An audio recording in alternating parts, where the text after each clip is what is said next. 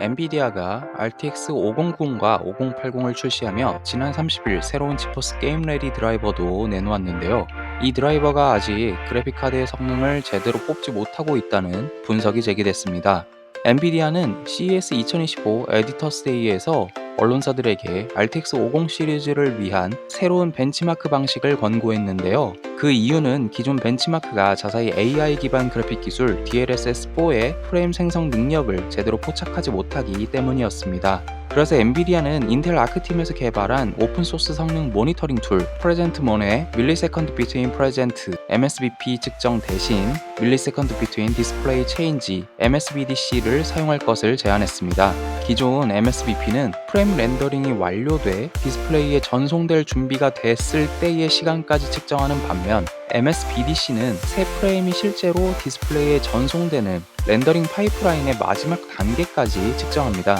예를 들어 게임에서 GPU가 초당 34개의 프레임을 29.18ms 간격으로 렌더링할 때 MFG가 3개의 프레임을 추가로 생성하면 디스플레이에는 초당 136개의 프레임이 표시될 수 있습니다. 하지만 사용자가 느끼는 체감 프레임률은 136프레임/세컨드가 아닐 수 있습니다. 이는 사용자가 게임을 플레이하면서 키보드나 마우스를 움직여 명령을 입력하는 동작이 실제론 34프레임 내에서 샘플링되기 때문입니다. MSBP는 이를 고려하지 못하고 추가 생성된 프레임이 즉시 렌더링되는 것처럼 측정하는 반면 MSBDC는 이런 체감 프레임률에 더 가깝게 측정할 수 있다고 합니다.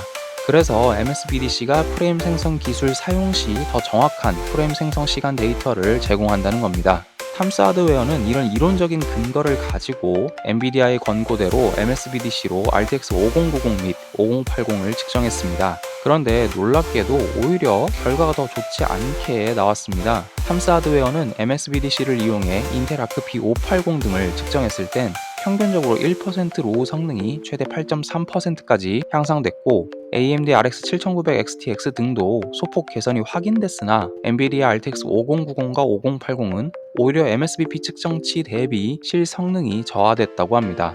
RTX 5090은 1440p 및 4K 해상도에서는 최소 프레임이 이전과 비슷하거나 약간 나아졌으나 1080p에선 성능 저하가 두드러졌습니다. 특히 라스트 오브 어스 파트 1 1080p 중간 옵션 플레이 시 1% 로우 성능이 최대 20.7% 감소한 것으로 확인됐습니다. RTX 5080은 평균적으로 1% 로우 성능이 소폭 향상됐지만 플래그 테일 레퀴엠과 발더스 게이트 3와 같은 게임에서는 1% 로우 성능이 최대 17.7% 감소한 것으로 나타났습니다.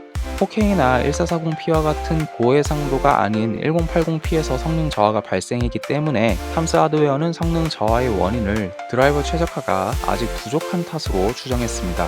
게다가 RTX 5090의 유효 전력 소모량이 과도하게 높은 점도 그 이유로 지적됐습니다. RTX 5080, 4090, 4080 슈퍼는 대체로 20에서 30W의 유효 전력을 소모했으나 RTX 5090은 아이들 상태에서 일반적으로 90W의 전력을 소모했고 가끔씩 50W로 떨어지는 정도였다고 합니다. 이는 AMD가 RX 7900 XTX를 출시했을 때 발생했던 문제와 비슷합니다. AMD는 드라이버 업데이트를 통해 유효 전력 문제를 해결한 바 있습니다.